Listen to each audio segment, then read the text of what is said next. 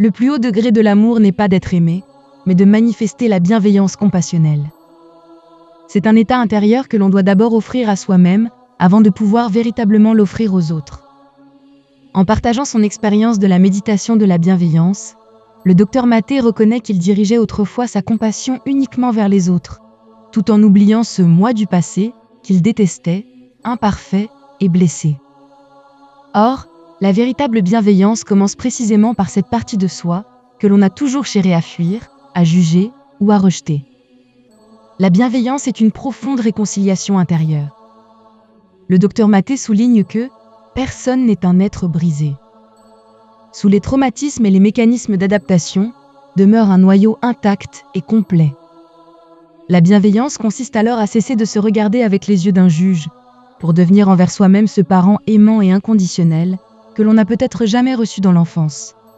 Accompagner plutôt que réparer l'enfant intérieur. Il décrit même les dépendances et les schémas négatifs comme de stupides amis. Les remercier de nous avoir autrefois protégés, puis les laisser partir avec douceur. Voilà le véritable fonctionnement de la compassion. Non pas tuer les parties de soi que l'on déteste, mais les reconnaître avec gratitude avant de les relâcher. La puissance de cette bienveillance transforme notre relation au monde. Elle nous fait passer d'un état de manque, où l'on cherche constamment à recevoir de l'amour, à un état d'abondance où l'on devient soi-même amour. Lorsque l'on commence par s'offrir une acceptation inconditionnelle, le monde extérieur commence lui aussi à nous répondre autrement. La bienveillance donne également le courage de voir la vérité. Le docteur Maté cite cette idée.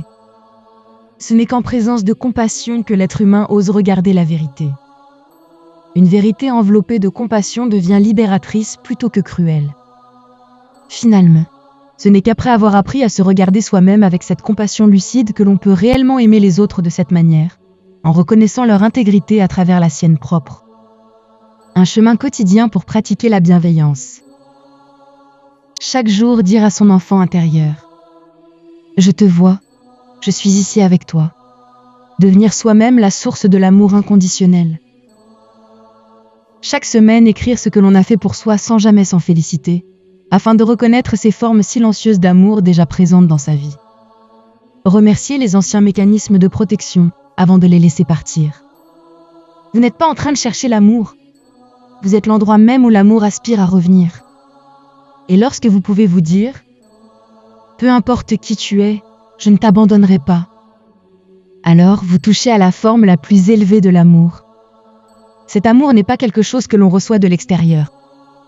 C'est quelque chose qui s'éveille depuis l'intérieur de soi.